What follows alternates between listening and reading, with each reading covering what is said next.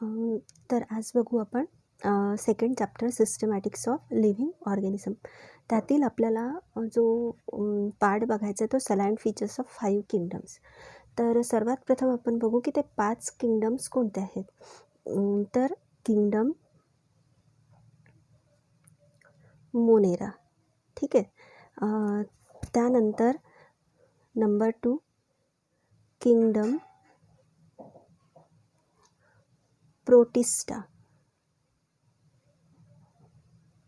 Then third kingdom fungi. Fourth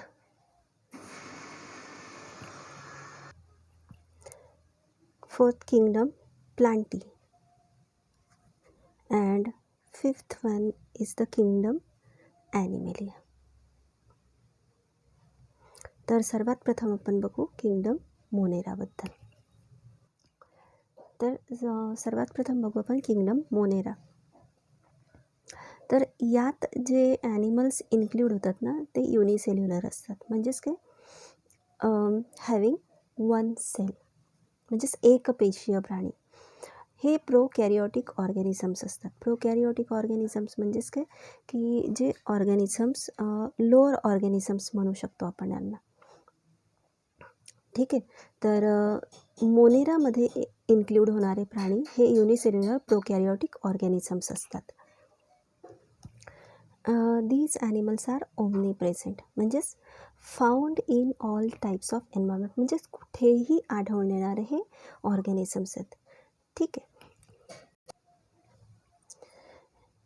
In this kingdom monera includes few organisms are photoautotrophs or chemoautotrophs. Photoautotrophs means the organisms which produces their own food in presence of light.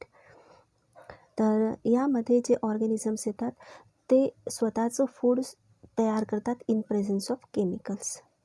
म्हणजेच autotrophs म्हणजेच काय की जे स्वतःचं food स्वतः तयार करतात. असे फ्यू जे ऑर्गॅनिझम्स असतात ते फोटो ऑटोट्रॉपिक किंवा किमो ऑटोट्रॉपिक असतात. But majority of organisms are heterotrophic in nature. Means these organisms, heterotropic organisms, depends upon the photoautotrophs or chemoautotrophs, ठीक है ना. these are dependent upon other animals for food, ठीक आहे, समजलं. या ऑर्गॅनिझममध्ये वेल defined nucleus नसते. They do not have well defined nucleus. आणि न्यूक्लियसमध्ये DNA असते. हा DNA simple double stranded circular single क्रोमोसोमच्या स्वरूपात असते. म्हणजेच लाईक दॅट, अशा प्रकारे हा DNA असतो, सर्क्युलर DNA. याप्रमाणे सर्क्युलर DNA यामध्ये असतात. आणि डबल स्ट्रँडेड आहे ना, हा एक स्ट्रँड आणि हा एक स्ट्रँड. तर simple double stranded circular single chromosome इथे असतो. DNA हा या स्वरूपात असतो, म्हणून या DNAला इथे न्यूक्लिओइड म्हटलं जाते. त्याचप्रमाणे इथे स्मॉलर, म्हणजेच हा जो DNA आहे ना, हा DNA, या DNAच्या व्यतिरिक्त इथे आणखी एक छोटा DNA असतो, स्मॉलर सर्क्युलर DNA म्हणू आपण त्याला.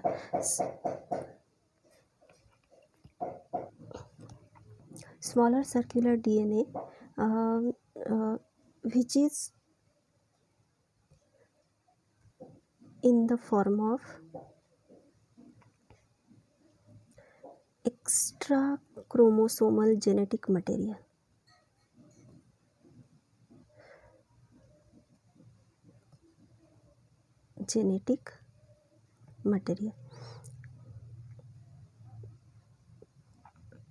आणि या एक्स्ट्रा क्रोमोसोमल जेनेटिक मटेरियलला म्हणतात प्लाझमिड. म्हणजेच या ऑर्गॅनिझम्समध्ये मेन DNA असतो आणि या DNAच्या व्यतिरिक्त आणखी एक एक्स्ट्रा क्रोमोसोमल जेनेटिक मटेरियल यामध्ये असते, त्याला म्हणतात प्लाझमिड. ठीक आहे. In this organisms cell wall is made up of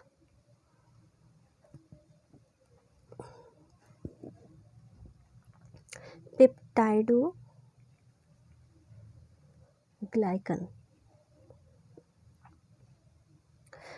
which is also called म्युरिन.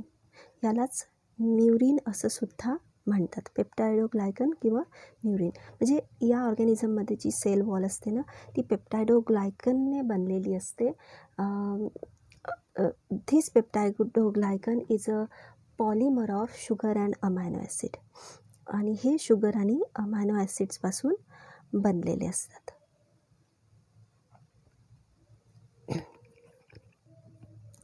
या ऑर्गॅनिझम्समध्ये मायटोकॉन्ड्रिया, क्लोरोप्लास्ट, एंडोप्लाझमिक रेटिक्युलम यासारखे मेम्ब्रेन बाउंड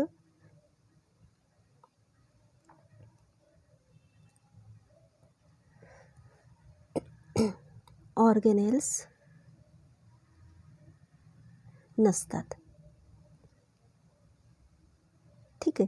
कारण हे सगळे ऑर्गेनेल्स मेम्ब्रेन बाउंड आहे, यांच्या भोवती एक मेम्ब्रेन असतं आणि हा जो किंगडम मोनेराचा ग्रुप आहे यामध्ये इन्क्लूड होणाऱ्या ॲनिमल्समध्ये मेम्ब्रेन बाउंड ऑर्गेनेल्स नसतात. ठीक आहे. जे रायबोसोम्स असतात यांच्यामध्ये रायबोसोम्स आर स्मॉलर. म्हणजेच काय की स्मॉलर इन साईज आणि 70 एवढ्या सब युनिटचे असतात.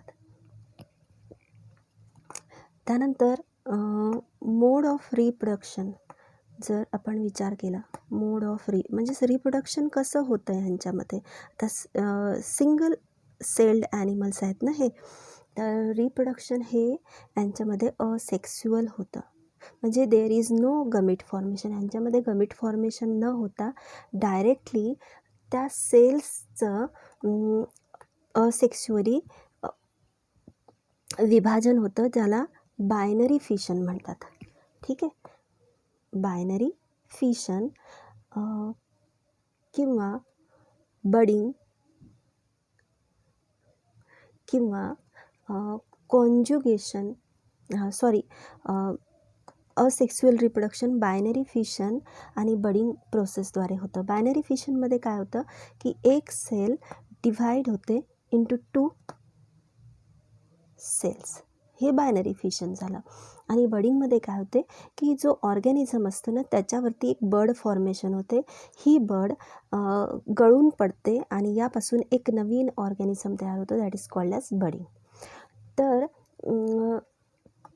यांच्यामध्ये जे सेक्स्युअल रिप्रोडक्शन असते, सेक्स्युअल रिप्रोडक्शन हे रेअरली आढळून येते. म्हणजे कधीच रेअरली आढळून येते, हे रेअर असते. आणि त्यासाठी हे ऑर्गॅनिझम्स कॉन्ज्युगेशन मेथड वापरतात. कॉन्ज्युगेशन या मेथडने. तर कॉन्ज्युगेशन मेथडमध्ये काय होते की 2 सेल्स एकत्रित येतात, कॉन्ज्युगेट होतात, एकत्रित येऊन सेक्स्युअल रिप्रोडक्शनमध्ये भाग घेतात. तर हे रेअरलीच होतं. जास्तीत जास्त ह्या 2 प्रोसेसद्वारे म्हणजेच असेक्स्युअल मोड ऑफ रिप्रोडक्शन यांच्यामध्ये होत असते. तर किंगडम मोनेरा इन्क्ल्यूड्स बॅक्टेरिया. ठीक आहे ना. किंगडम मोनेरामध्ये जे बॅक्टेरिया इन्क्ल्यूड होतात. तर morphologically these bacteria are categorized into 4 groups. तर हे जे बॅक्टेरिया आहे 4 ग्रुपमध्ये कॅटेगराइज्ड होतात. त्यापैकी number 1 coccus type bacteria, number 2 bacillus type bacteria. Number 3 vibrio type bacteria. आणि नंबर 4 स्पायरिलम. ठीक आहे. तर अशा 4 ग्रुपमध्ये हे डिवाईड होतात. तर जे कॉकस टाईप ऑफ बॅक्टेरिया असतात ना, हे स्फेरिकल असतात, म्हणजेच like that. Then bacillus type of bacteria are rod shaped, means असे. And vibrio type of bacteria are comma or kidney shaped. हे किडनी शेप्ड असतात, मीन्स अशा प्रकारचे. ठीक आहे. आणि spirillum type of bacteria are spiral in shaped, means like that. Okay, अशा प्रकारचे. तर हे on the basis of evolution. आता इव्होल्युशनच्या बेसिसवरती आपण जर पाहिलं, on the basis of evolution. Evolution म्हणजे काय? हळूहळू होणारे बदल, ज्याला हजारो करोडो वर्षे लागतात.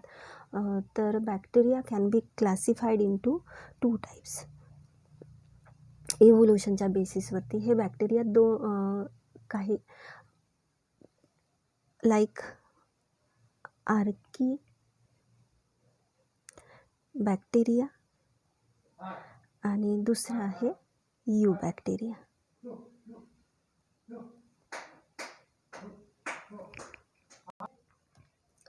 तर सर्वात प्रथम बघू आपण आर्की बॅक्टेरियाबद्दल.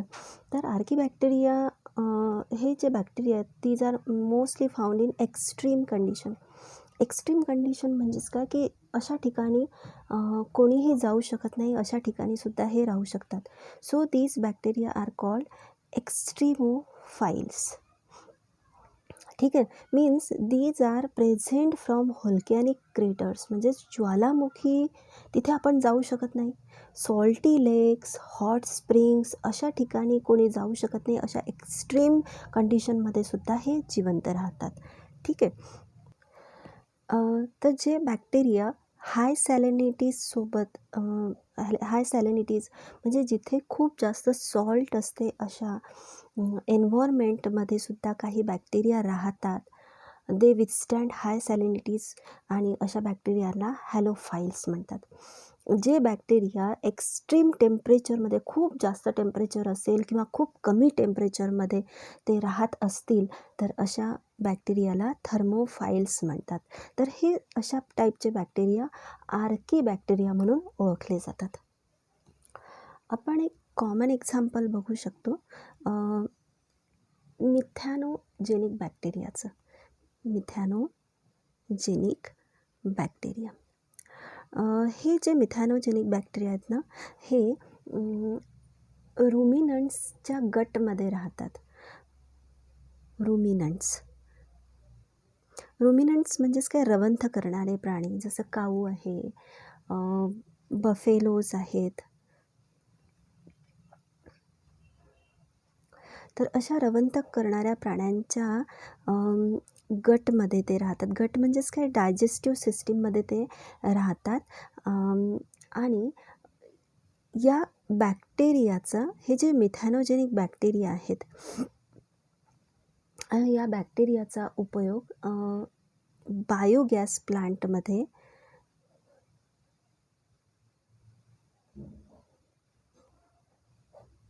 होतो. तर मिथॅनोजेनिक बॅक्टेरियाचा उपयोग बायोगॅस प्लांटमध्ये होतो फॉर दी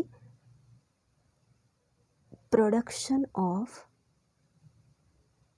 मिथेन गॅस. ठीक आहे. तर मिथेन गॅस तयार करण्यासाठी या मिथॅनोजेनिक बॅक्टेरियाचा वापर होतो, जे या आर्की बॅक्टेरिया ग्रुपला बिलॉंग करतात. ठीक आहे. तर हे झालं आपलं आर्की बॅक्टेरिया. तर आता बघू आपण eubacteria. Eubacteria are the true bacteria. यांना ट्रू बॅक्टेरिया म्हणतात. ठीक आहे. In this bacteria the cell wall is made up of peptidoglycan. आताच आपण पाहिलं दीज बॅक्टेरिया आर ऑटोट्रॉपिक और हिटेरोट्रॉपिक. ठीक आहे ना. तर जे ऑटोट्रॉपिक बॅक्टेरिया आहेत ना, दीज आर फोटोसिंथेटिक. बरोबर.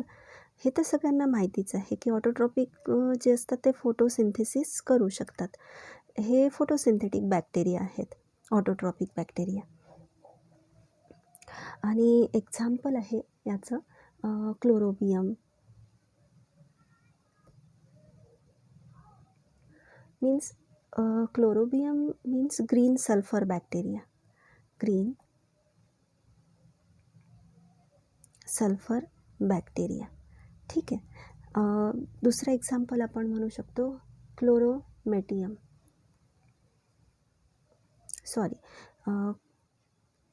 क्रोमॅटियम. तर हे 2 फोटोसिंथेटिक बॅक्टेरिया आहेत. किंवा हे बॅक्टेरिया किमोसिंथेटिकसुद्धा असू शकतात. ठीक आहे. हे किमोसिंथेटिक बॅक्टेरियासुद्धा असू शकतात. For example sulphur bacteria. ठीक आहे. तर हे सगळे जे बॅक्टेरिया आहेत हे यू बॅक्टेरियामध्ये इन्क्ल्यूड होतात. तर या डायग्राममध्ये बघा सायनोबॅक्टेरियम आहे, ज्याला नॉस्टॉकसुद्धा म्हणतात. तर यामध्ये काय दिसते आहे बघा, हे बॅक्टेरिया कसे आहेत, मल्टीसेल्युलर आहेत. सो इथे लिहू शकतो आपण की हे मोस्टली मल्टीसेल्युलर असतात.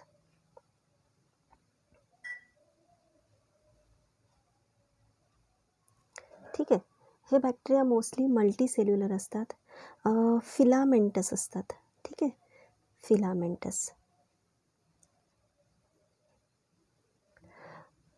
And live in fresh water, आणि फ्रेश वॉटरमध्ये राहतात. Live in fresh water. ठीक आहे. यांच्या बॉडीवरती एक म्युसिलिजिनस सबस्टन्स असते. Body is covered with mucilaginous sheath. And जे जेनेटिक मटेरियल असते ते जसं आपण आता पाहिलं की प्रोकॅरिओट्समध्ये जे जेनेटिक मटेरियल असते, DNA, ज्याला न्यूक्लिओइड म्हणतात, आठवते ना. आणि दुसरं मी सांगितलं होतं की प्लाझमिड असते. तर जेनेटिक मटेरियल प्रोकॅरिओटिक टाईप असते. Material prokaryotic type. ठीक आहे. तर जेनेटिक मटेरियलबद्दल लक्षात आलं. त्यानंतर यांच्यामध्ये काही फोटोसिंथेटिक पिगमेंट्स असतात. फॉर एक्झाम्पल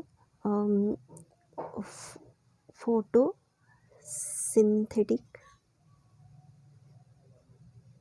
पिगमेंट्स असतात यांच्यामध्ये. For example chlorophyll A, chlorophyll B, carotenes and xanthophylls यासारखे क्लोरोफिल पिगमेंट्स यांच्यामध्ये असतात. And this filament shows a structure called heterocyst. इथे दिसतंय बघा. तर या फिलामेंट्समध्ये एक filament like structure shows structure called heterocyst, and this heterocyst help in nitrogen fixation. ठीक आहे ना. म्हणजेच हे नायट्रोजन फिक्सेशनमध्ये मदत करते. म्हणजेच काय की जे ॲटमॉस्फिअरिक नायट्रोजन आहे त्याचं कन्व्हर्शन सिम्पल नायट्रोजनमध्ये करणे म्हणजेच नायट्रोजन फिक्सेशन. ठीक आहे. तर हे झालं आपलं ऑटोट्रॉपिक बॅक्टेरियाबद्दल. त्यानंतर जे हिटेरोट्रॉपिक बॅक्टेरिया जे असतात ना, त्याच्याबद्दल बघूया आपण. तर जे हिटेरोट्रॉपिक बॅक्टेरिया असतात, दीज आर अबंडंट. या अगोदर आपण जे पाहिलं की eubacteria consist of autotrophic and heterotrophic bacteria. तर आपण ऑटोट्रॉपिक बॅक्टेरियाबद्दल पाहिलं. आता बघणार आपण हिटेरोट्रॉपिक बॅक्टेरिया. तर हे भरपूर असतात आणि यामध्ये डिकम्पोझर्ससारखे बॅक्टेरिया इन्क्लूड होतात. डिकम्पोझर्स म्हणजेच काय, कोणत्याही पदार्थाचं विघटन करणारे, की जे large molecules are break down into simple molecules or minerals. म्हणजेच काय की कोणतेही मृत जे ऑर्गॅनिझम्स असतात, ते प्लांट असेल किंवा ॲनिमल असेल, तर त्याचं विघटन करणे, त्याला डिकम्पोज करून मातीत रूपांतरण करणे, म्हणजेच मिनरल्सच्या स्वरूपात रूपांतरण करणे, असे हे हिटेरोट्रॉप्स असतात. तर हिटेरोट्रॉप्स हे डिकम्पोजर्सच्या स्वरूपात असतात. They are in the form of anaerobes. Anaerobes म्हणजेच काय, की जे ऑक्सिजनच्या अब्सेन्समध्ये वर्क करतात, इन अब्सेन्स ऑफ ऑक्सिजन, असे ॲनारोब्स असतात. फॉर एक्झाम्पल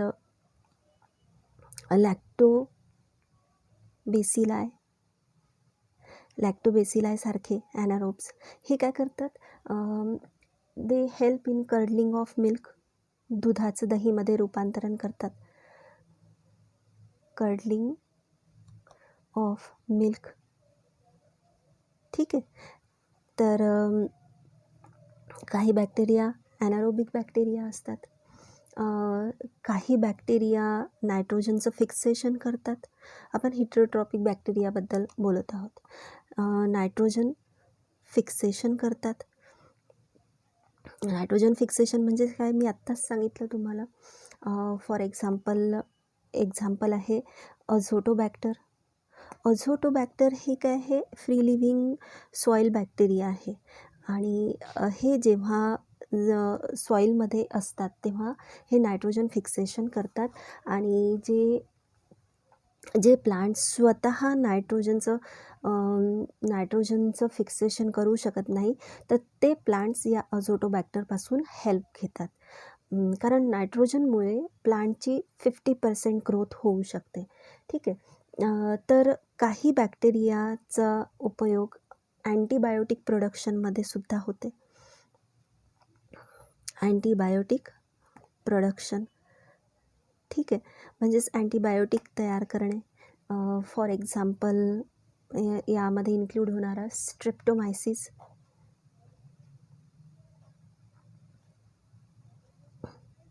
स्ट्रेप्टोमायसिस नावाचे बॅक्टेरिया यामध्ये इन्क्लूड होतात. तर स्ट्रेप्टोमायसिनसारखं अँटीबायोटिक प्रोडक्शन यांच्याद्वारे केल्या जाऊ शकतं. ठीक आहे. तर काही बॅक्टेरिया कंपोस्टिंगचं काम करतात. कंपोस्टिंग म्हणजेच मॅन्युअर बनवण्याचं, और ऑइलचं डिग्रेडेशन करण्यासाठी काही बॅक्टेरिया असतात. डिग्रेडिंग ऑइल म्हणजेच ऑइलला सुद्धा डिग्रेड करणे, म्हणजेच काय की त्यालासुद्धा डिकम्पोज करण्यासाठी मदत करणे. तर असे हे हिटेरोट्रॉपिक बॅक्टेरिया वेगवेगळ्या प्रकारे यूज केले जातात. ठीक आहे. तर काही बॅक्टेरिया जे असतात ते पॅथोजेन्स म्हणजेच डिसीज कॉझिंग ऑर्गॅनिझम म्हणून ओळखले जातात. म्हणजे यांच्याद्वारे डिसीजेस होतात. For example typhoid, cholera, tuberculosis,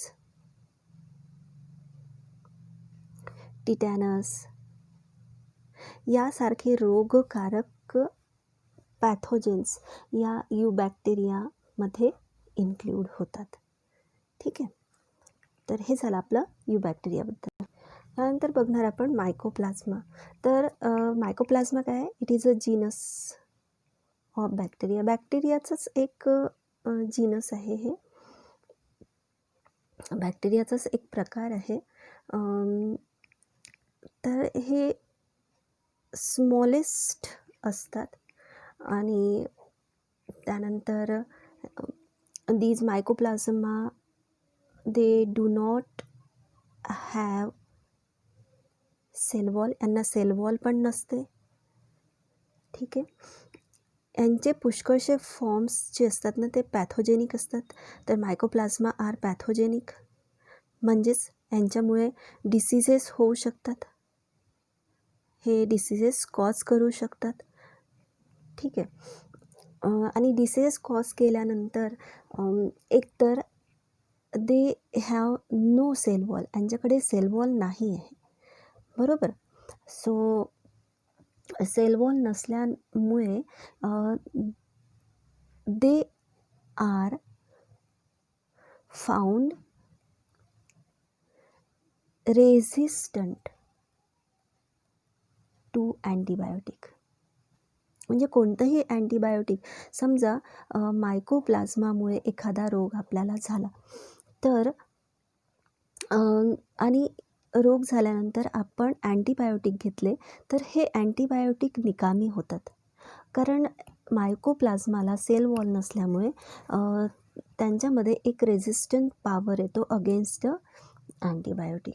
आणि अशा प्रकारे due to absence of cell wall हे अँटीबायोटिक काम करत नाही. तर हे झालं आपलं मायकोप्लाझ्मा.